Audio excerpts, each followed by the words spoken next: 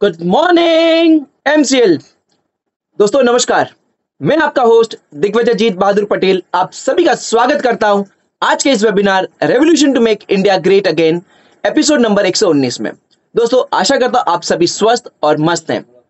दोस्तों महत्वपूर्ण सूचना, यह वेबिनार टेलीविजन प्रसारण की तरह है। आप मुझे देख और सुन सकते हो, मैं आपको देख और सुन नहीं सकता। दोस्तों आप सभी से एक निवेदन है, कृपया करके अपना इंटरनेट कनेक्शन चेक कर लें और अपने पास एक पानी की बोतल, पेन और नोटपैड रखें ताकि जो भी इंपॉर्टेंट पॉइंट्स आज के इस वेबिनार में डिस्कस होते हैं तो आप उसे नोट डाउन कर सके। तो चलिए शुरुआत करते हैं एमसीएल प्रोजेक्ट वीडियो के साथ।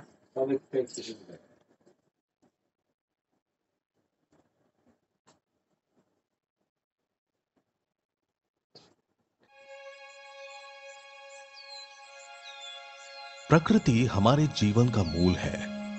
जैसे वन्य जीव, पेड़ पौधे, जल, भूमि, वायु, मानव, ये सब पर्यावरण का एक भाग है। वैसे ही मैं भी पर्यावरण का एक हिस्सा हूं। कुदरत के वरदान से बना हुआ एक मानवीय आविष्कार हूं। मैं एम कोल हूं, जो पर्यावरण का समतोल बनाए रखने में मदद करता है।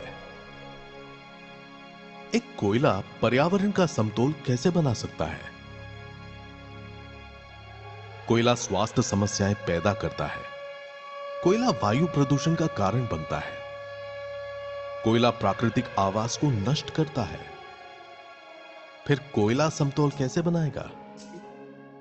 आपके इस सवाल का जवाब मेरे निर्माण के सफर में छुपा हुआ है।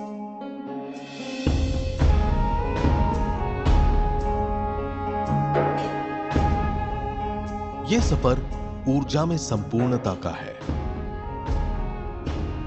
किसानों में सशक्तिकरण का है, जब मैं दिखता हूं कि मुझे देखना, अभी मैं बोला था तो पूरा गांव में रोजगार निर्मित का है, देश की आर्थिक उन्नति का है।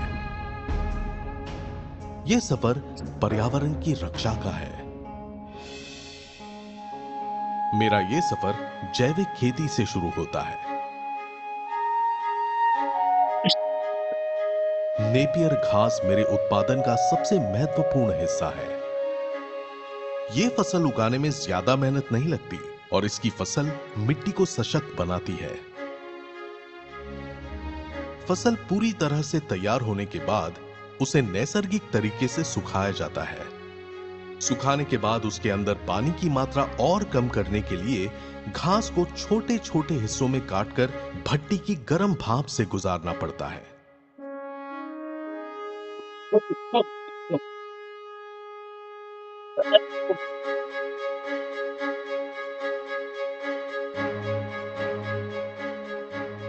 भट्टी में किसी भी तरह के ईंधन और लकड़ी का इस्तेमाल नहीं होता। उसमें मेरे ही अंश जलाए जाते हैं, जिससे कोई प्रदूषण नहीं होता। नेपियर घास भट्टी में अच्छी तरह से सूखने के बाद आखिरी पड़ाव में मुझे वो रूप मिलता है जो मुझे प्रकृति की रक्षा करने की क्षमता देता है।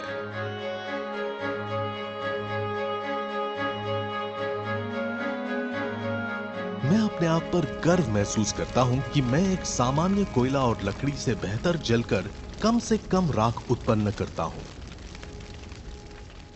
जिससे मैं पर्यावरण को प्रदूषण और मानव शरीर को हानिकारक बीमारियों से दूर रखता हूं। हाल ही में आईपीसीसी ने मानवता के लिए कोड रेड की घोषणा की है और इस चेतावनी को नजरअंदाज करना हमारी भूल होगी।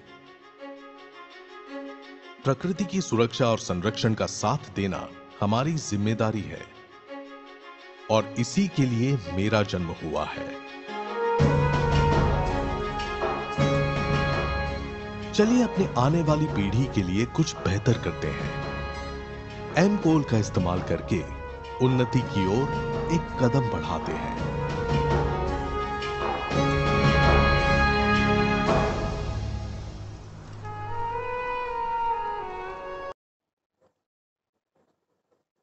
दोस्तों अब हम अगले चरण की ओर बढ़ते हैं, प्लेज मिशन विजन। दोस्तों आप सभी से निवेदन है कि आप मेरे साथ प्लेज दोहराएं।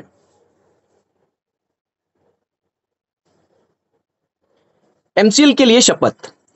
मैं दिग्विजय जीत बहादुर पटेल मीरा ग्रीनफील्ड्स लिमिटेड का सदस्य हूं और अपने पूरे होश आवास में हमारे संगठन के मिशन और विजन को हासिल करने में इसे सफलता दिलाने की शपथ लेता हूं।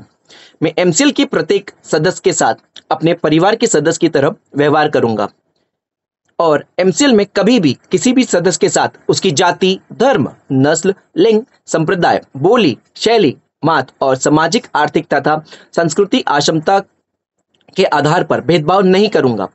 मैं संगठन के मिशन को हासिल करने के लिए कड़ी मेहनत करूंगा और अपने संगठन को समृद्ध बनाऊंगा। मैं वादा करता हूं कि संगठन के सांस्कृतिक की रक्षा करने के लिए सभी कर्तव्य एवं जिम्मेदारियों को पूरी अखंडता, योग्यता और समर्पण के साथ पूरा करूंगा। मैं हमेशा एमसीएल के प्रमुख मूल्य, नीति संहिता और आचार संहिता का पालन करूंगा और उसके खिलाफ किसी भी तरह के गलत आचरण के लिए हर कार्रवाई के लिए तैयार रहूंगा। मैं न्यायोचित आदेशों का पूरी ईमानदारी के साथ पालन करने और काम में किसी भी तरह के चुनौती का सामना करने के लिए तैयार रहने का वादा करता हूं। विजन 2030 तक भारत को ईंधन के क्षेत्र में आत्मनिर्भर बनाना। लक्ष्य, एमसीएल एक ऐसी मूल श्रृंखला विकसित करने के लिए प्रतिबद्ध है जो ऊर्जा, पर्यावरण और आम लोगों को सशक्त बनाने के लिए समर्पित है। बुनियादी मूल्य, नवाचार, कुछ नया करना है तो पुराने तौर तरीकों से काम करना बंद करें। पर्यावरणवाद, अगर पर्यावरणवाद के हित में सोचना कोई सिद्धांत है तो इससे बेहतर सिद्धांत दूसरा नहीं हो सकता। देशभक्ति, यह केवल भावना की बात नहीं बल्कि अपने देशवासियों की सेवा करने की योग्यता की बात है। नैतिक आचार संहिता, निष्ठा, हम अपने व्यवसायों में निष्पक्ष, ईमानदार, पारदर्शी रहेंगे और हम केवल सही काम करेंगे भले ही कोई भी आसपास ना हो। जिम्मेदारी, हमें जो काम सौंपा गया है उसके लिए हम 100% उत्तरदायी होंगे। साथ ही हम अपने ग्राहक, कर्मचारी, सदस्य, पूर्तिकार और समुदाय सहित सभी हितधारकों के प्रति उत्तरदायी होंगे। अनुराग, हम हर कार्य को मन लगाकर पूरे ध्यान के साथ करेंगे ताकि हमारे उत्पादन, हमारे नवीनीकरण, हमारे परिचालन और व्यवसाय के काम में सबसे ऊंचा मानदंड और गुणवत्ता का पालन हो सके। आदर, अपने सभी हितधारकों के प्रति हम हमेशा विनम्र और भरोसेमंद बने रहेंगे ताकि अपने हर चरण में अपनी प्रगति कर सके। मानवता, हम अपने व्यवहार से यह दिखलाएंगे कि हमारा एक ही धर्म है, मानवता की सेवा। आचार संहिता, हमारे एमसीएल के मिशन को हासिल करने के लिए एमसीएल के से जुड़े हर व्यक्ति को आजीवन इस आचार संहिता का पालन और प्रचार करना चाहिए। गोपनीयता अनुरक्षण, एमसीएल आपको बहुमूल्य जानकारी सिखाती है और बांटती है। उस गोपनीय जानकारियों को अपने परिवार के सदस्यों और करीबी दोस्तों सहित किसी भी व्यक्ति को नहीं बताना चाहिए। आपको जो डिजाइन, ड्राइंग और दस्तावेज बताए और दिए गए हैं उन्हें किसी भी व्यक्ति के साथ बांटने के लिए ईमेल ना करें और ना ही इसकी फोटोकॉपी तैयार करें। जितना जल्दी हो सके घमंड करना छोड़ दें। हमेशा शांत, विनम्र और सभ्य बने रहें। आलोचना, बुराई और परिवाद करना बंद करें। एमसीएल समुदाय में किसी भी व्यक्ति के बारे में बुरी बातें ना करें। एमसीएल के हितधारकों के बीच हर तरह के आर्थिक व्यवहार को लेकर हमेशा पारदर्शी बने रहें। याद रखें कि हमेशा धनराशि आपके द्वारा किए गए कष्ट की प्रतिफल होगी। किसी भी प्रकार के प्रतिस्पर्धी कारोबार, एमएलएम, धर्म या राजनीति को बढ़ावा देने वाली बातों की हमारे समुदाय में बिल्कुल भी अनुमति नहीं है। समय निष्ठा सफलता की कुंजी है। एमसीएल समुदाय द्वारा बुलाई गई हर बैठक के लिए सभी को समय पर उपस्थित रहना चाहिए। ज्येष्ठ और वरिष्ठ जनों के लिए आज्ञाकारी रहें। समुदाय के साथी, सदस्य, कनिष्ठ और महिलाओं की सुरक्षा करें। आपके साथ हर व्यक्ति को सुरक्षित महसूस होना चाहिए। वास्तविक और निष्ठावान प्रशंसा करें। हमेशा अपने आसपास के लोगों को उनके सकारात्मक गुणों की आलोचना के माध्यम से प्रेरित करें और उन गुणों के बारे में सार्वजनिक रूप से प्रचार करें। समुदाय के साथी सदस्य पर नजर रखें। यदि आपको कोई सदस्य नियमों का उल्लंघन करता हुआ नजर आता है तो कृपया करके इसे लिखित रूप से प्रशासन की जानकारी में लाने से ना हिचकिचाएं। उल्लंघन करने वालों को सख्ती से दंडित, निलंबित, निष्कासित किया जाएगा।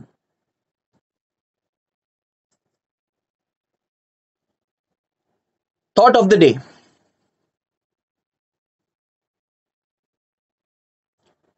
सब्र रखो, अभी मेहनत जारी है, वक्त खुद कहेगा अब तेरी बारी है।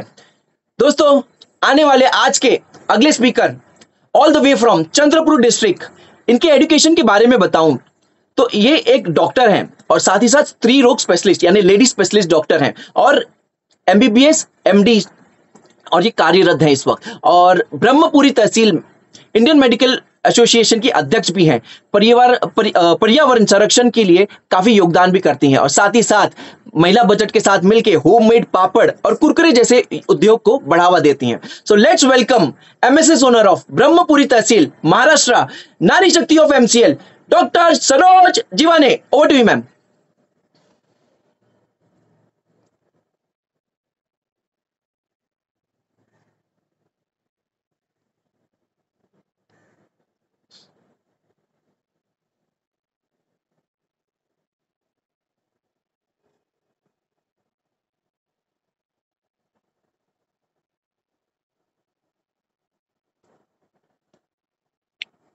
Madam please unmute your self.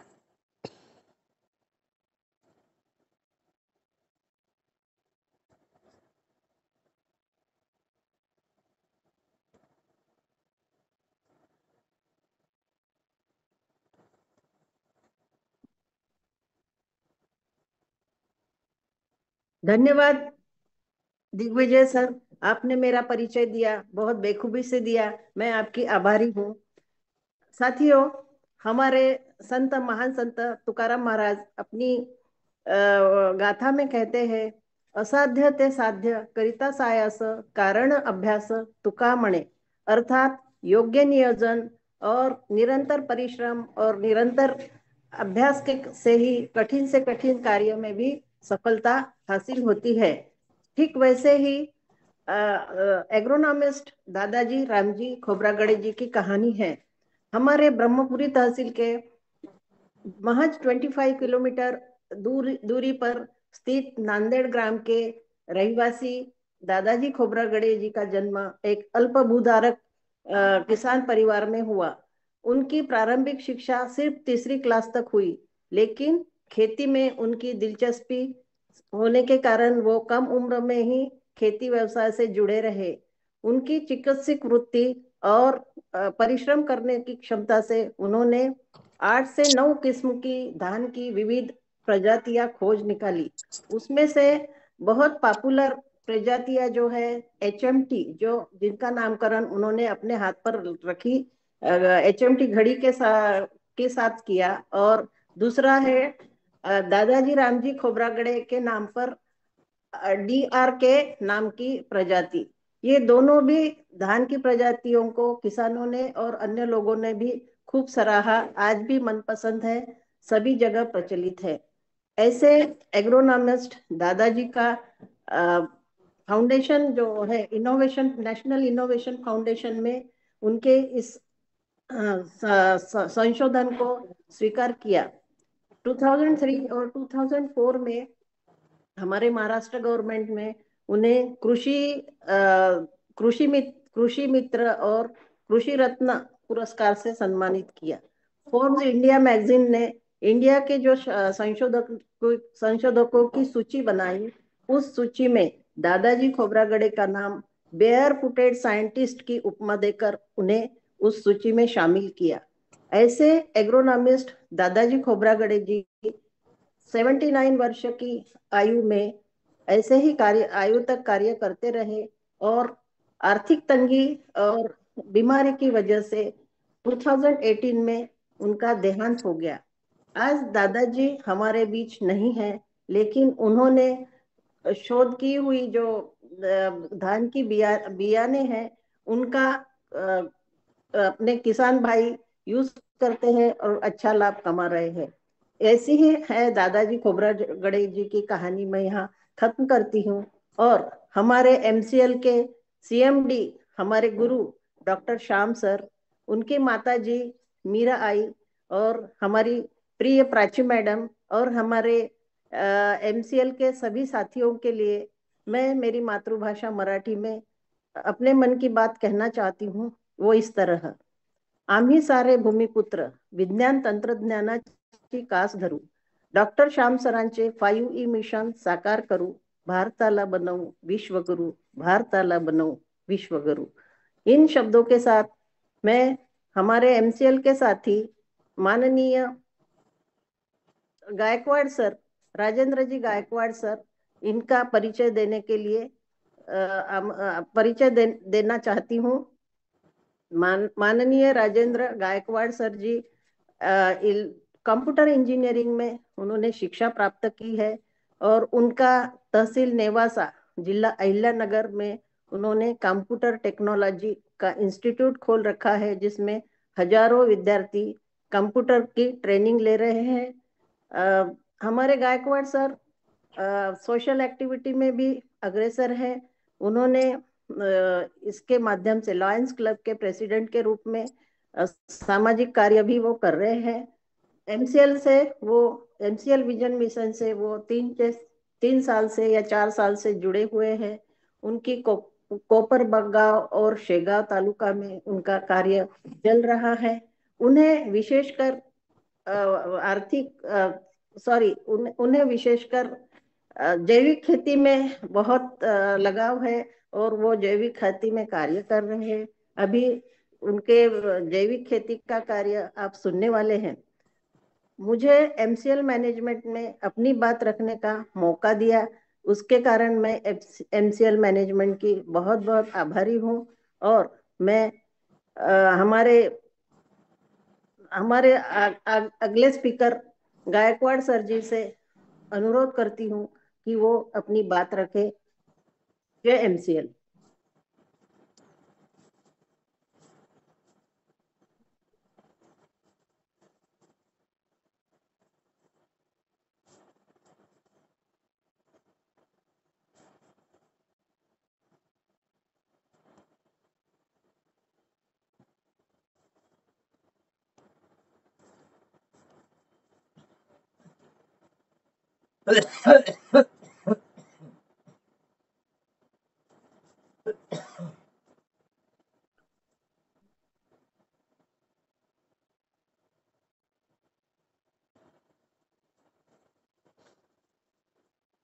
Sir, over to you, sir. Please start your screen.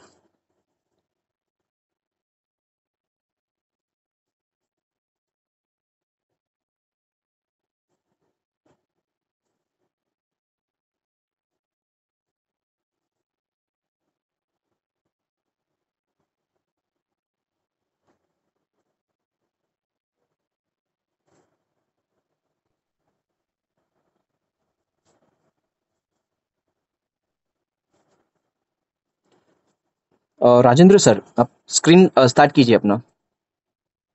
हाँ, एक मिनट सर। हाँ, थोड़ा सा दिक्कत आ गया था, लैपटॉप रिस्टार्ट हुआ, एक मिनट।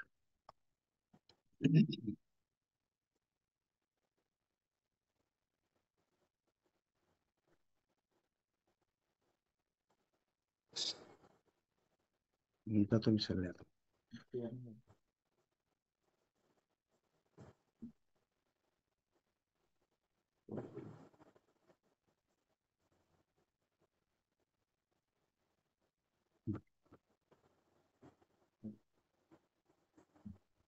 हेलो सर, मेरी स्क्रीन शेयर हो रही? Good to go sir, good to गो।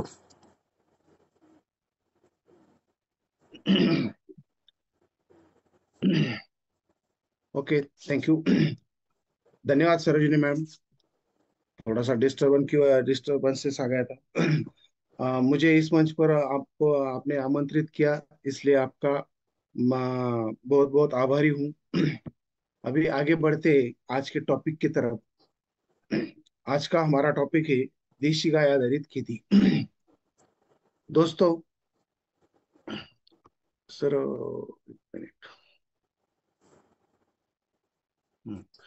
देशी गाय का महत्व बहुत ही अनन्य साधारण है। देशी गाय को कामधेनु, सुरभि, गौदेवी और 11 रुद्रों की माता के रूप में जाना जाता है। इनमें बहुत सारे जैविक गुण होते हैं। हिंदू पौराणिक कथाओं में इनका उच्च स्थान है। जैविक कृषि पद्धति में, आयुर्वेदिक औषधियां बनाने में और धार्मिक कार्य जैसे जैसे कि होम हवन और उसके पंचगव्य का अनन्य साधारण महत्व है। अभी देशी गाय की जो गोबर और गोमूत्र बंदे उससे जो निकलता है, उससे बहुत सारे प्रकार के खाद बनाए जाते हैं। अभी सबसे बड़ी बात एक है कि एक गाय से हम 50 एकड़ जैविक खेती कर सकते हैं। ये कैसा कर सकते हैं, इसके बारे में थोड़ा सा आगे जानेंगे। अभी जो देशी गाय से हम जैविक खाद बनाते, तो उनमें से सरल, सादा और सरल जो प्रकार है, तो वो है जीवामृत का। अभी जीवामृत के अंदर देखेंगे तो दो प्रकार के जीवामृत होते हैं। एक होता है ऑक्सीजन के साथ, यानी कि इसमें एक 200 लीटर के टंकी के अंदर, एक ड्रम के अंदर गोबर, गोमूत्र, छाछ, चने की दाल का आटा, गुड़, पीपल के पेड़ के नीचे की मिट्टी, ये सब मिला के इसका एक घोल तैयार किया जाता है। और उसको 10-15 दिन तक ऐसा हिलाया जाता है।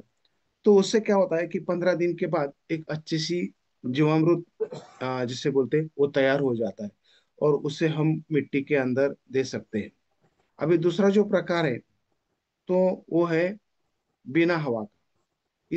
इस प्रक्रिया में ऑक्सीजन के बिना, यानी कि बिना हवा, ये एक प्रक्रिया होती है। ये जैसे आप चित्र में देख सकते हैं कि एक प्लास्टिक की लंबी सी बैग बैग लेकर उसके अंदर देशी गाय का गोबर, गोमूत्र, छाछ, पका हुआ चावल, सहजन की पत्ती, यानी कि जिसे सेवगा भी बोलते हैं, एलोवेरा, इसके पत्ते, उसके बाद डिकम्पोस्टिंग बैक्टीरिया इत्यादि का विशिष्ट अनुपात में घोल बनाकर डाल दिया जाता है।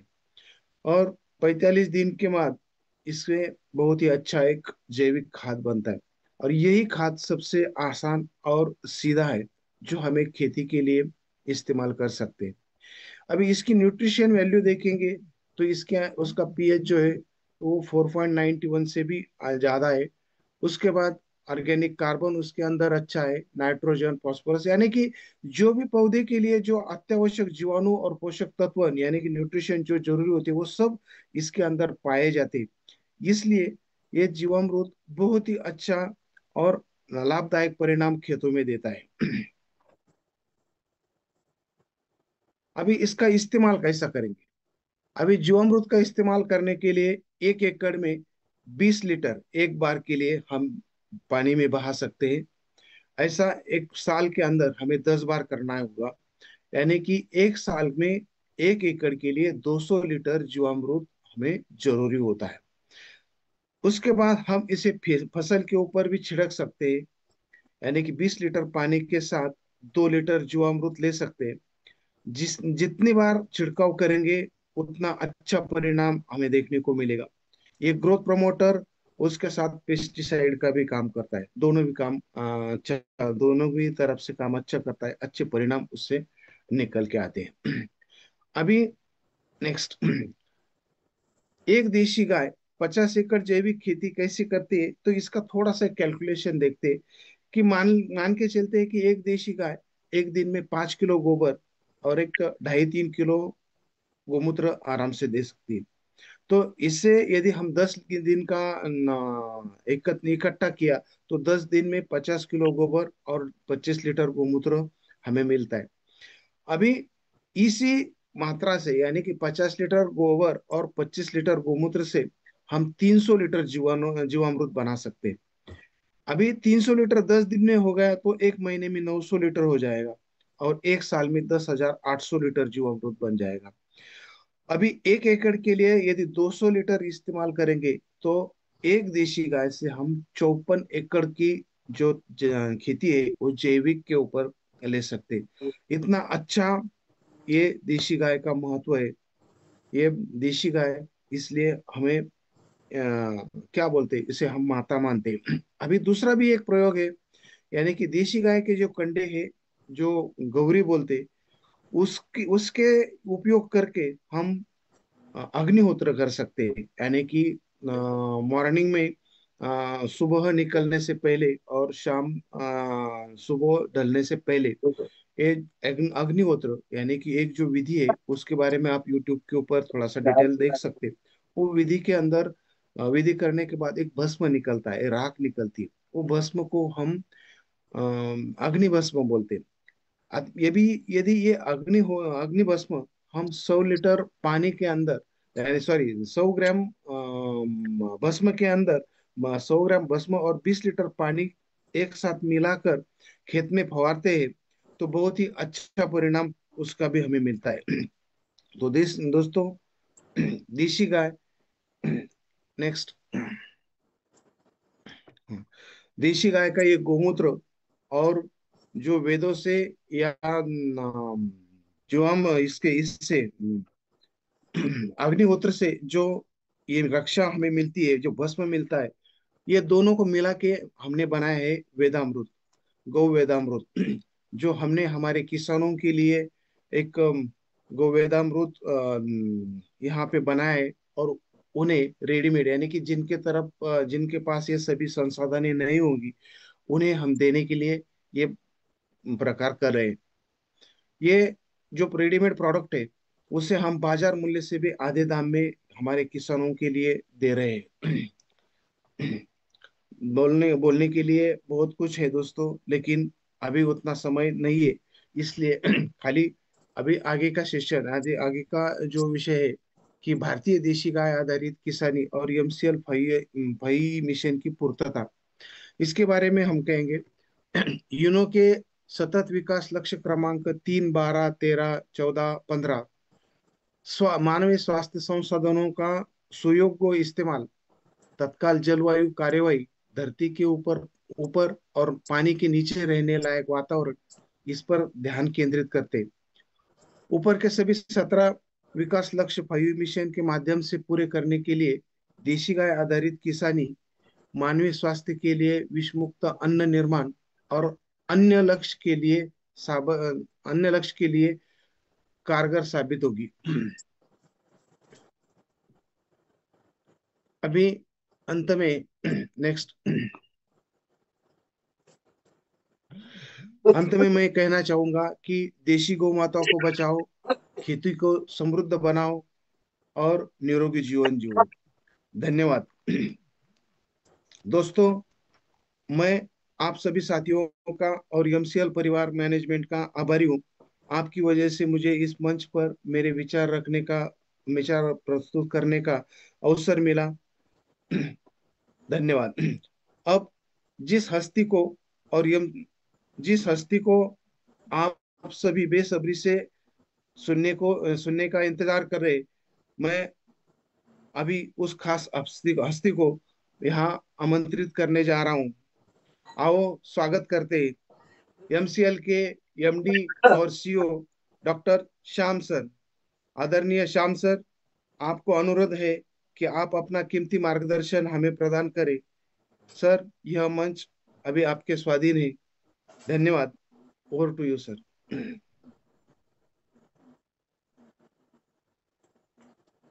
Thank you sir. दोस्तों नमस्कार, मैं डॉक्टर श्याम गोलोव फिर से एक बार आपका इस ट्रेनिंग सेशन में स्वागत करता हूं। मैं आशा करता हूं कि आप सभी लोग स्वस्थ हैं और आप अपने साथ अपने परिवार का, यानी घर का परिवार और एमसीएल परिवार दोनों का ख्याल रख रहे हैं। मैं ये भी उम्मीद करता हूं कि आप सभी लोग 1 घंटा बहुत अच्छी एक्सरसाइज कर रहे हो, अपने हार्ट अपने लंग को मजबूत कर रहे हो और अपनी इम्यूनिटी को बढ़ा रहे हो। तो चलिए शुरुआत करते हैं आज के इस सेशन के साथ। दोस्तों, आज के सेशन की शुरुआत मैं एक गुड न्यूज से करने वाला हूं। गुड न्यूज नहीं, ग्रेट न्यूज है हमारे पूरे परिवार के लिए। और वो ग्रेट न्यूज है कि हमारे फंडिंग का इशू हमेशा हमेशा के लिए सॉल्व हो चुका है। आज से ही, आज के बाद हमारे अकाउंट में, हमारे कंपनी के अकाउंट में, हमारे इस्तेमाल के लिए, हमारे बिजनेसेस के लिए और सभी के लिए हमेशा ये फंडिंग उपलब्ध रहेगी। और दोस्तों, ये फंडिंग यानी एक टेम्पररी अरेंजमेंट नहीं है, ये परमानेंट व्यवस्था जो हमने की है। इसके बाद कभी भी फंडिंग की चिंता हमें किसी को भी करने की जरूरत नहीं होगी। आप सभी का बहुत बहुत दिल से अभिनंदन। दोस्तों, एक्चुअली इस फंडिंग का जो इंतजाम, इसकी व्यवस्था हमने इस साल में मार्च में ही की है। हम जो कहते हैं कि हमें इस नए पर्व में हमारे परिवार के हर एक सदस्य के लेवल पे बिजनेस करना है, हर एमवीपी के लेवल पे बिजनेस करना है, हर एमएसएस, हर एमपीओ के लेवल पे बिजनेस करना है, जिसपे 200 एमकॉल प्रोजेक्ट और मिनिमम 25 एमसीएनजी प्रोजेक्ट होंगे। तो ये सभी प्रोजेक्ट के लिए फंडिंग की व्यवस्था इसी साल मार्च में हमने पूरी की। अप्रैल एंड तक हमने इसके बारे में जो भी कंप्लायंसेस थे उसको पूरे किए, और मई के बाद जो हम काम कर रहे थे वो सिर्फ ट्रांजैक्शन के लेवल पे काम कर रहे थे। और हमारी सिचुएशन ऐसी है कि जो देने वाले, जो हमारी इन्वेस्टमेंट संस्था है, वो देने के लिए उत्सुक है, हम लेने के लिए उत्सुक है, लेकिन उनके देश के जो नियम कायदे कानून रेगुलेशंस, हमारे देश के नियम कायदे कानून रेगुलेशंस, और एक ऐसी कंपनी यानी एमसीएल जिसके बैलेंस शीट बहुत ही लिमिटेड, बहुत ही छोटा है, लेकिन उसके अगेंस्ट वो इतना सारा फंड लेके आ रही है, और उन्होंने कभी भी फॉरेन ना ट्रांजेक्शन किया, ना कोई एक्सेप्ट फॉरेन रेमिटेंस उनको आया है। अचानक से इतना, जब वो फंड रेज कर रही है, फंड ले रही है, तो हमें इस ट्रांजेक्शन के लेवल पे कई सारी दिक्कतें और मुश्किलों का और चैलेंजेस का सामना करना पड़ा। हर बार हमें कोई परमिशन लेनी पड़ती, हर बार कोई नई चीज होती, रेगुलेशन होता, उसको पूरा करना पड़ता। और हमारे देश में भी पुलवामा के बाद जो कुछ परिस्थिति बनी, उसके बाद ये चीजें, ये रेगुलेशन बहुत ही ज्यादा स्ट्रिंजेंट हो गए, और जिसके चलते इतना समय लगा। लेकिन दोस्तों, अब ये पूरा होके ये फंडिंग आज हमारे साथ है, आज हमारे पास है। और दोस्तों, अभी इस फंडिंग की चिंता करने की बिल्कुल जरूरत नहीं है। ये हमेशा हमेशा अभी हमारे इस बिजनेस का ये ख्याल रखेगी, और हमें तो सिर्फ एक ही चीज के ऊपर फोकस करना है, वो हमारा विजन, वो हमारा मिशन इस बिजनेस के द्वारा। दोस्तों, आप सभी का दिल से मैं शुक्रिया अदा करता हूं। आप सभी को दिल से मैं शतशः नमन करना चाहता हूं, क्योंकि ये इतना बड़ा जो काम हमने किया है ना, वो मुमकिन हुआ सिर्फ आपके आशीर्वाद और शुभ चिंतनों की वजह से। ये आपका आशीर्वाद है कि जिसकी वजह से हमने इतना बड़ा काम किया है। और दोस्तों, हमारे परिवार में तो कुछ ऐसे लोग हैं कि मानो वो भगवान के फरिश्ते हैं।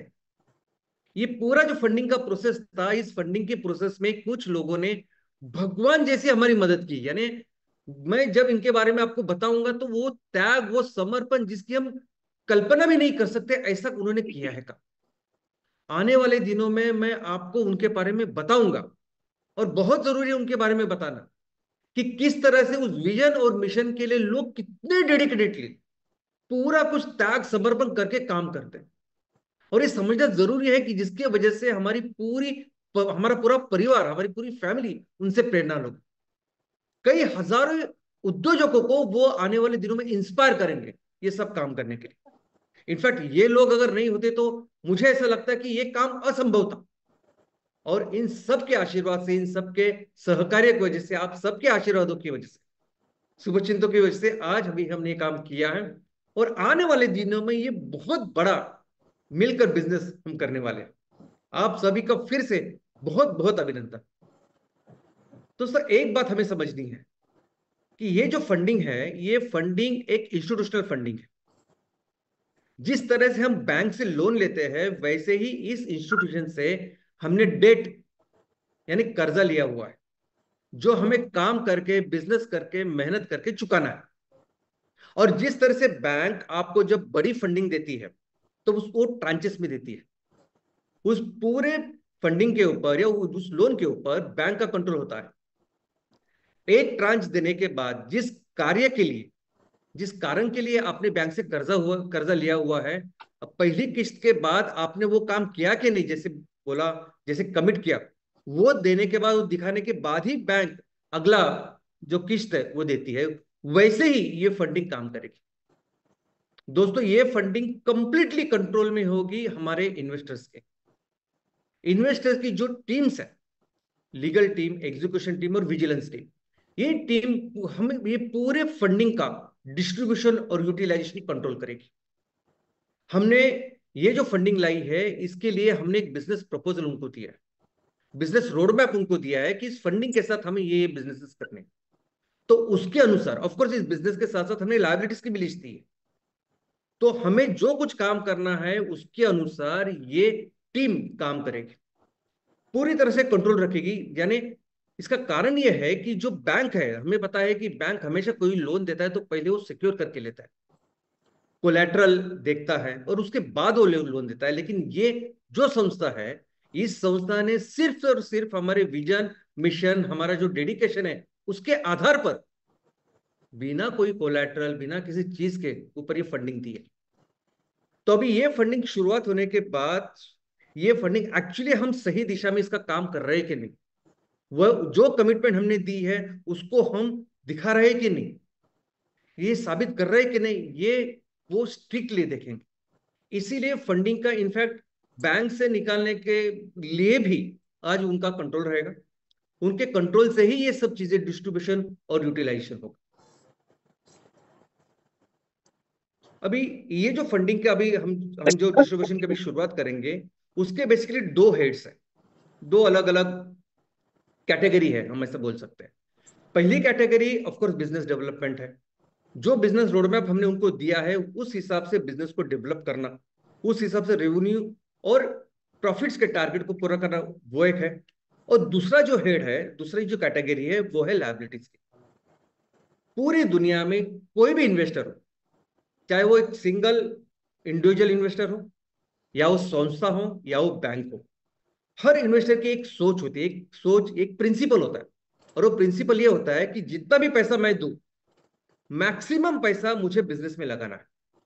और जो भी लायबिलिटी है, वो लायबिलिटी बेसिकली ये बिजनेस करके उसमें से रेवेन्यू प्रॉफिट कमा के उस प्रॉफिट में से उस लायबिलिटीज को चुकाना है। तो यही सोच, यही प्रिंसिपल हमारे इस बिजनेस पार्टनर का भी है।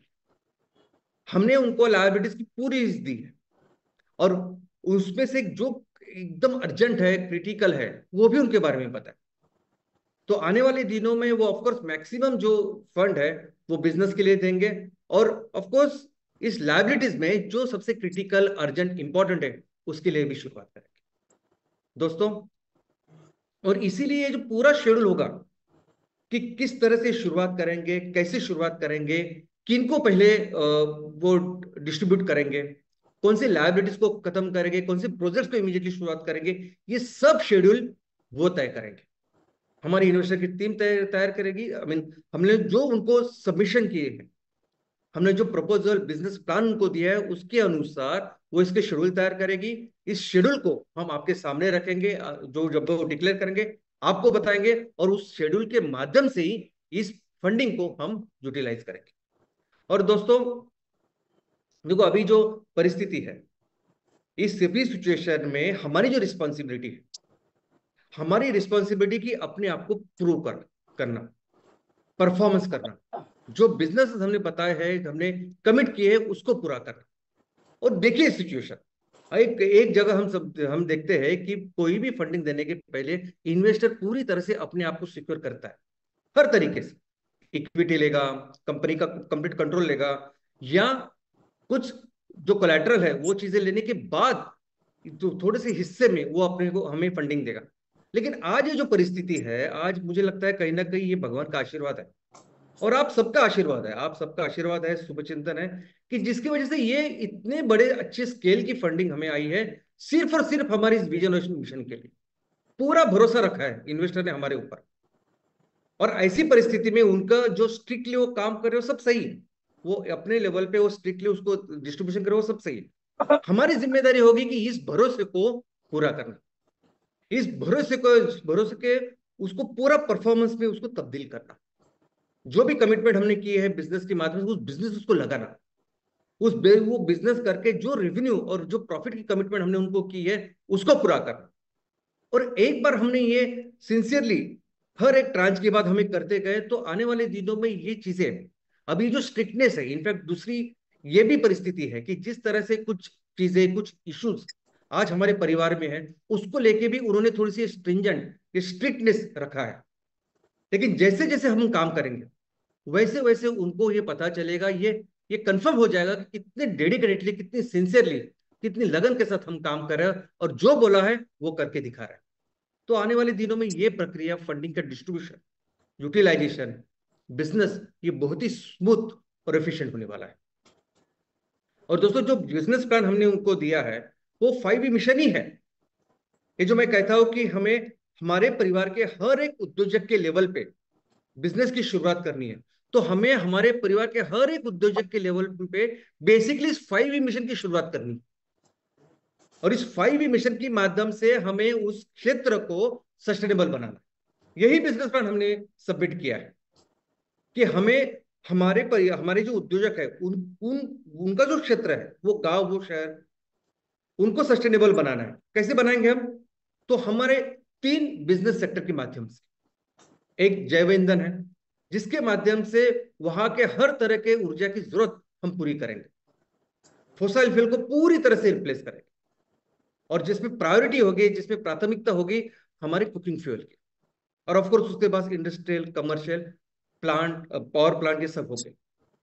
उसके बाद ऑर्गेनिक फार्मिंग, 100% जो आज जो केमिकल फार्मिंग या विष युक्त जो खेती चल रही है उसको विषम मुक्त करना, 100% ऑर्गेनिक फार्मिंग करना। और वो ऑर्गेनिक फार्मिंग के बाद जो फसल, जो प्रोड्यूस आएगा उसके ऊपर प्रोसेसिंग करके अलग अलग ऑर्गेनिक फूड बनाना और उसको बेचना।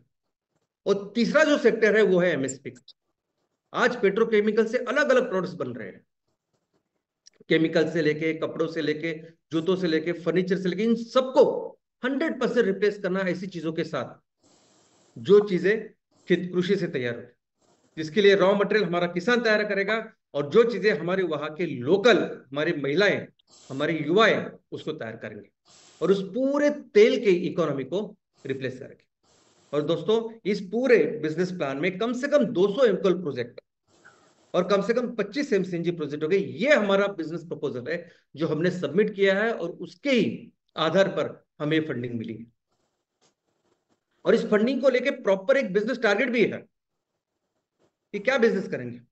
और वो भी टारगेट है कि हमें हमारे ये जो कम्युनिटी, हम कम्युनिटी में सस्टेनेबिलिटी की हम लोग शुरुआत करेंगे। ये जो कम्युनिटी है जिसमें आज की जो जीडीपी तैयार हो रही है वो तेल आधारित है, जो भी अर्थव्यवस्था तैयार हो रही है वो तेल आधारित है, हर चीज आज तेल से बन रही है। उसको 3 सालों में कम से कम 20% कृषि आधारित चीजों के ऊपर या कृषि आधारित अर्थव्यवस्था पे लेके जाना, यह है बिजनेस टारगेट। यानी अगर हम हमारा एक 5E मिशन सेंटर 5,000 परिवारों के लिए बना रहे हैं, और उस 5,000 परिवारों में से रहने वाले 20 से 25,000 लोगों के ऊपर आज 500 करोड़ की इकोनॉमी बन रही है, तो हमारा टारगेट है कि आगे के 3 साल में 100 करोड़ का टर्नओवर करना, 100 करोड़ की इकोनॉमी इस कृषि आधारित चीजों के साथ तैयार करना। और ये टारगेट हमने, ये बिजनेस टारगेट उनके सामने रखा है। और एक्शन प्लान कैसे होगा दोस्तों? एक्शन प्लान यानी ऐसा नहीं है कि हमें हर तहसील में, हर ग्राम पंचायत के ऊपर हम एमकोल प्रोजेक्ट लगा सकते हैं, तो 100 तहसीलों में इतना हमें एमकोल लगाना है या एमकोल के प्लांट तैयार करने हैं, ये हुआ हमारा एक्शन प्लान। ऐसा एक्शन प्लान नहीं हुआ। हर तहसील का एक अलग अपना यूनिक ऐसा एक्शन प्लान होगा। हर तहसील की जो जरूरत है वो अलग होगी। 5 मिशन के माध्यम से पहले इस 5 मिशन के ऑब्जेक्टिव्स को 100% हमें पूरा करना है, अचीव करना है पहले 3 साल में। पहले 3 साल में अगर बिजनेस की बात करें तो 20% हमें टर्नओवर करना है, 20% जीडीपी तैयार करनी है हमारी कृषि आधारित चीजों के साथ। But at the same time उसी 3 साल में हमें 5E के जो 5 अलग अलग ऑब्जेक्टिव्स है उसको पूरा करना है।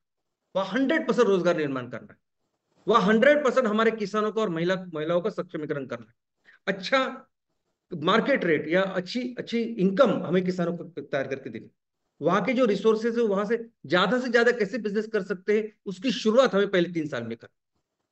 और वो अलग अलग तहसीलों में अलग अलग उसका एक्शन प्लान होने वाला है। पोटेंशियल होगा हर तहसील में, हर ग्राम पंचायत में एमकोल प्लांट लगेगा, ये उस तहसील का पोटेंशियल होगा। लेकिन एक्शन प्लान पहले 2-3 साल के लिए जो है वो ये है कि उसकी जरूरत क्या है, लोगों की जरूरत क्या है, वहां किसान कौन सी खेती कर सकता है, करता है, जो और उससे कौन सी चीज हम बना सकते हैं, महिलाएं तैयार कर सकती है जिसको हम मार्केट में आसानी से बेच सकते हैं। वहां के मार्केट में आज क्या, किसकी जरूरत है जो हम आसानी से वहां कर सकते हैं, वहां के लोगों के पास कौन सा स्किल है जो जिसका उपयोग करके हम प्रोडक्ट्स तैयार कर सकते हैं, वहां नेचुरल रिसोर्सेस क्या है। तो वो देख के पहले 3 सालों में हमें 20% जीडीपी का निर्माण करना है। और ये एक्शन प्लान हर तहसील के लिए अलग अलग हो सकता है, यूनिक हो सकता है। जो पहाड़ों वाले जो तहसील है उनका एक अलग एक्शन प्लान हो सकता है, जो प्लेन में है उनका अलग हो सकता है, जो समुद्र के किनारे तहसील है उनका एक अलग एक्शन प्लान हो सकता है। तो इनफैक्ट अभी ये फंडिंग की शुरुआत होने के बाद सबसे इंपॉर्टेंट प्राथमिकता अगर कुछ होगी एमसीएल की, तो वो ये एक्शन प्लान तैयार करना है। इनफैक्ट हम तो चाहते हैं कि मैक्सिमम तहसीलों में आगे के 15 दिनों में ये एक्शन प्लान तैयार हो। कैसे एक्शन प्लान करेंगे, क्या करेंगे, ये सब हम आपको बताएंगे। 15 दिनों में एक्शन प्लान तैयार करें ताकि अगले हफ्ते से इमीडिएटली, 15 दिन के बाद इमीडिएटली हम बिजनेस की शुरुआत, भले ही छोटे छोटे बिजनेस की शुरुआत करें, लेकिन हमारे 5E मिशन के गोल या उसके लक्ष्य को प्रति हम अपने काम की शुरुआत करें। तो इमीडिएटली अभी इस फंडिंग के बाद जिस चीज के ऊपर हम सभी फोकस करेंगे वो होगा हमारा बिजनेस एक्शन प्लान, हर एक तहसील के लेवल पे, हर एक एमवीपी और एमएसएस के लेवल पे। और दोस्तों इसके लिए एमसीएल की अभी जो एडमिनिस्ट्रेशन, एग्जीक्यूशन सिस्टम, ऑफिस, ये सब तरीके बदलने वाले। अभी तक जैसा भी आपने एमसीएल के एडमिनिस्ट्रेशन देखा या एग्जीक्यूशन को देखा और जिस तरह से वो था, उसका नतीजा भी हमारे सामने है। लेकिन अभी हमारे पास, हमारे साथ इन्वेस्टर्स है, हमारे पार्टनर्स है, और वो देखेंगे कि हर एक रुपए का सही इस्तेमाल होना चाहिए, हर एक रुपया सही दिशा में, उत्पादक दिशा में जाना चाहिए, खर्चा होना चाहिए। और इसलिए स्ट्रिक्ट सिस्टम होगी, सुपरविजन की होगी, कंट्रोल की होगी, और जरूरी भी है। देखो डिसिप्लिन हर एक व्यक्ति के लिए भी जरूरी है। समय पे उठना, समय पे एक्सरसाइज करना, समय पे खाना, सोना, ये जरूरी है अपनी अच्छी सेहत के लिए। वैसे ही अगर हमें अच्छा एंटरप्रेन्योर बनना है, अच्छा बिजनेस बनाना है, बिजनेसमैन बनना है, तो बहुत जरूरी है इस डिसिप्लिन के लिए। और वही डिसिप्लिन बनाने के लिए ये भी ये व्यवस्था होती है, ये एडमिनिस्ट्रेशन, ये एग्जीक्यूशन सिस्टम होगा, ये ऑफिस वगैरह, जैसे जो जरूरत है उस हिसाब से प्रोफेशनल्स वहां होंगे। स्टाफ आपको एक बहुत चेंज उसमें देखेगा। तो हमारे स्टाफ में कई सारे ऐसे लोग हैं जिन्होंने हमारा बहुत साथ दिया, ऑफकोर्स वो होंगे, और उनके साथ साथ कई प्रोफेशनल्स इसमें ज्वाइन होंगे। और दोस्तों ये सब, ये जो अवसर आज कुदरत ने निर्माण किया है, देखो आज जिस परिस्थिति में जो विजन मिशन हम लेके चल रहे थे, हमारे पास वैसे तो कुछ नहीं था, लेकिन एक कुदरत का आशीर्वाद ही है कि जिसकी वजह से अभी ये सबको, ये रिसोर्सेज, ये फंडिंग आज हमें मिली है। और इस फंडिंग की वजह से अभी हमारा लक्ष्य होगा कि अपने आप को साबित करना। मीरा क्लिनफेस्ट लिमिटेड एक बिजनेस है जो सस्टेनेबिलिटी सेक्टर में काम करती है, जो सस्टेनेबल ईंधन, सस्टेनेबल फूड और सस्टेनेबल चीजें बनाती है और बेचती है। इनकी अपनी मैन्युफैक्चरिंग यूनिट्स है और इनकी अपनी मार्केटिंग की यंत्रणा है। और इनका ये रिपोर्ट कार्ड, इतना इन्होंने टर्नओवर किया है और इतना इनका प्रॉफिट है। तो एक अच्छे रिपोर्ट कार्ड के साथ, अच्छे अंकों के साथ हमें अपने आप को स्थापित करना है, अपने आप को एस्टैब्लिश करना है, और ये रिपोर्ट कार्ड दुनिया के सामने रखना है। और दोस्तों ये रिपोर्ट कार्ड जब हम दुनिया के सामने रखेंगे तो हमें फंडिंग सेकेंडरी होने वाली है, क्योंकि सबसे बड़ा बिजनेस सेक्टर कोई है तो वह है फाइनेंशियल सेक्टर। उनका काम ही होता है कि पैसे लगाना और उसी के माध्यम से अलग अलग बिजनेसेस में पैसे लगाना, उसी के माध्यम से रिटर्न्स यानी पैसा कमाना। और उस क्षेत्र में आज की तारीख में सबसे बड़ा सेक्टर अगर कोई है तो है सस्टेनेबिलिटी सेक्टर, वो है रिन्यूएबल एनर्जी सेक्टर। और सस्टेनेबिलिटी सेक्टर में सबसे बड़ी काम करने वाली संस्था आज एमसीएल है। और जब ये रिपोर्ट कार्ड हम दुनिया के सामने रखेंगे तो दोस्तों ये सभी लोग सब रेडी है। आज दुनिया की सबसे बड़ी परिषद, सबसे बड़ी कॉन्फ्रेंस, एक ग्लोबल वार्मिंग के ऊपर, क्लाइमेट चेंज के ऊपर आज चल रही है। आज उसका आखिरी दिन है और वो कॉन्फ्रेंस है सीओपी यानी COP30, कॉन्फ्रेंस ऑफ पार्टीज 30वीं, ब्राजील देश में बेलम शहर में चल रही है। आज उसका आखिरी दिन है।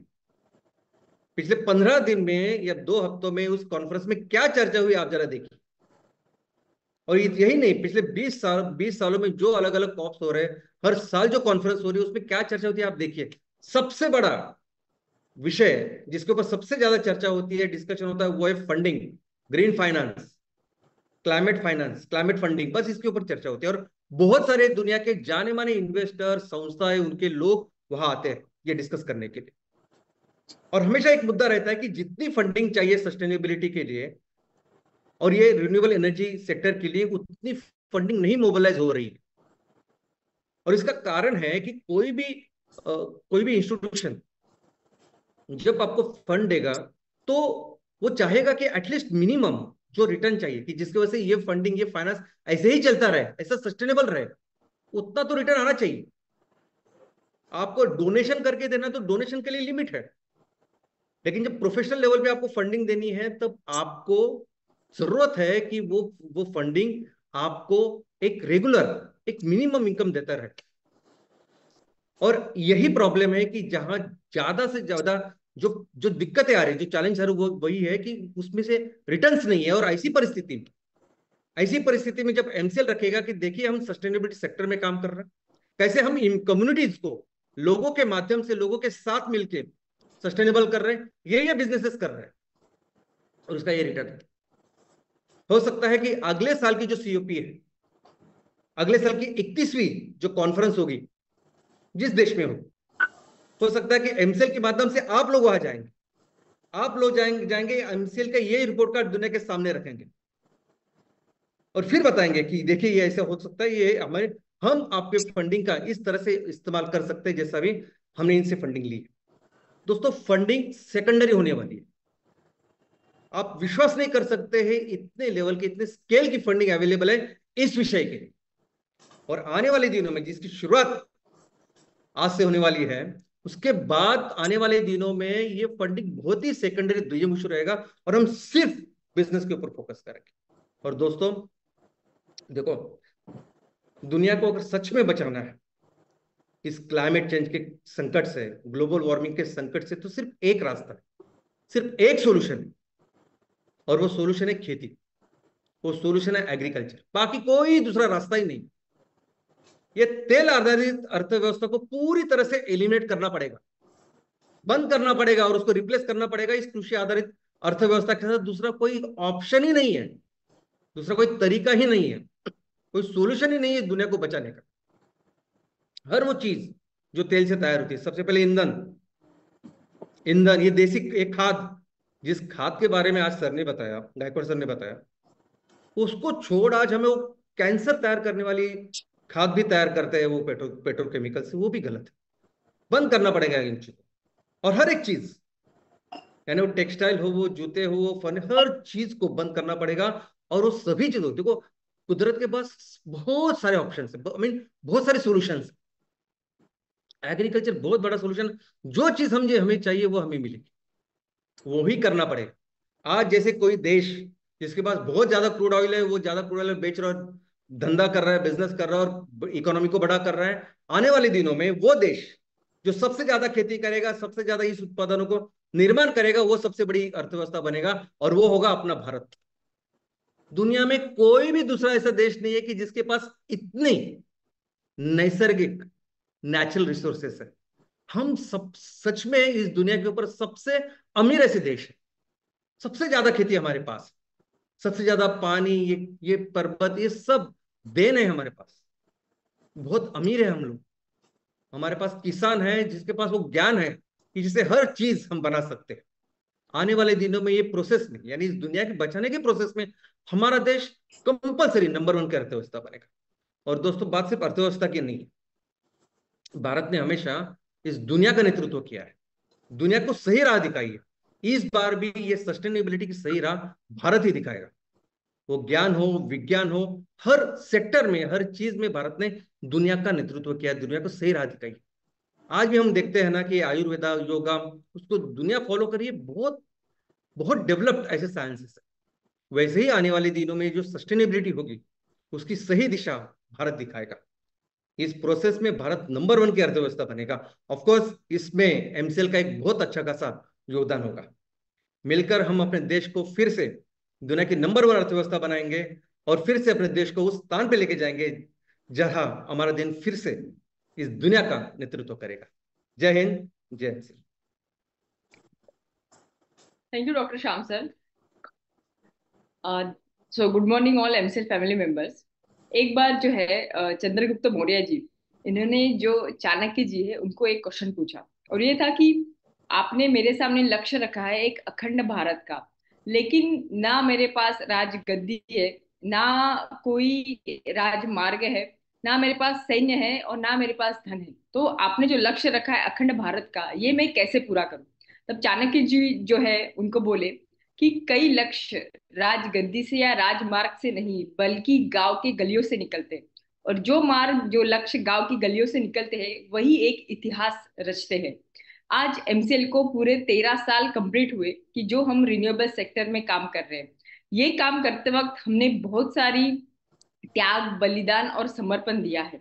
और इसके बाद एमसीएल एक इतिहास रचने जा रहा है, एक ऐसा इतिहास जो कि पूरे विश्व को ये एहसास दिलाएगा ये एक अखंड विश्व की भावना क्या होती है। और ये मार्ग फिर से कोई राजमार्ग नहीं रहेगा, इसका जो मार्ग रहेगा वो मार्ग भारत के हर एक गली से, हर एक गांव से और हर एक घर से बाहर निकलेगा। इसमें जब हम इतिहास रचने की ताकत रखते हैं तो बहुत सारी कठिनाइयां आती है, लेकिन एक योद्धा ही होता है जो एक कठिनाइयों को किसी मौके में तब्दील करने की ताकत रखते हैं। अभी मैं धन्यवाद कहना चाहूंगी ऐसे एक शख्स को जिन्होंने एक कठिनाइयों को एक मौके में तब्दील किया और इस मौके को बहुत ही बखूबी वो निभा रहे हैं। ऐसे ही हमारे आज के होस्ट दिग्विजय पटेल सर। उसके बाद में मैं धन्यवाद कहना चाहूंगी डॉक्टर सरोज जीवने मैडम को, जिन्होंने हमें खोबरागड़े सर की कहानी बताई और एक एचएमटी ब्रांड जो धान का है वो कैसे बना ये भी हमें बताया। इसके बाद में एमसीएल ध्यान रखेगी कि कोई भी किसान साइंटिस्ट अपने रिसर्च के लिए कभी फंडिंग के लिए उसका रिसर्च नहीं रुकेगा। मैं धन्यवाद कहना चाहूंगी राजेंद्र गायकवाड़ सर को, जिन्होंने एक सिंपल भारतीय गाय कैसे 5E मिशन से लेके यूनाइटेड नेशंस के गोल में अपना योगदान रख सकती है ये भी हमें बताया। ये सभी बिजनेस हमारे एमसीएल सस्टेनेबिलिटी बिजनेस का बहुत इंपॉर्टेंट भाग बनेंगे। मैं धन्यवाद कहना चाहूंगी डॉक्टर श्याम सर को, जिन्होंने हमारा जो सपना है उसको पूरा किया। लेकिन ये सपना कभी कंप्लीट नहीं होता अगर MCL core family members MCL पे विश्वास नहीं रखते। तो मैं उन सभी एमसीएल कोर फैमिली मेंबर्स को फिर से एक बार शतशः नमन करती हूँ। I would like to thank back and team for conducting this webinar very well. Thank you. Thank you so much Prachi ma'am, thank you so much Saroj ma'am, thank you so much Rajendra sir, and thank you very much doctor Shyam sir. Thank you consultant, senior consultant, MSS, MVP, farmers, channel partners and all back and team. दोस्तों आज आप तो खुश तो बहुत हुए होंगे, क्योंकि खुशखबरी की बात ही यही है, क्योंकि हमारे श्याम सर ने हम सभी की मुस्कान को मुस्कुराहट में बदल दिया है। तो दोस्तों कमर कसते हैं, कंधों को करते हैं मजबूत, क्योंकि हम सब हैं एमसीएल के सपूत। तो दोस्तों यह वेबिनार खत्म करने से पहले 2 लाइनों आप लोगों से कहना चाहूंगा। रख हौसला, वो मंजर भी आ गया, देख एमसीएल के पास चलकर फंडिंग भी आ गया। थक कर ना बैठ तहसील के मुसाफिर, यू थक कर ना बैठ तहसील के मुसाफिर, फैक्ट्री भी लगेगी और अपने तहसील को सुजलाम सुफलाम बनाने में मजा भी आएगा, मजा भी आएगा। तो दोस्तों लेता हूं आप सभी से विदा, मिलते हैं अगले शुक्रवार कुछ नए स्पीकर्स के साथ। तब तक के लिए अपना अपने परिवार का ख्याल रखें और यह घोषित करता हूं आज का वेबिनार यही समाप्त हुआ। जय हिंद, जय एमसीएल।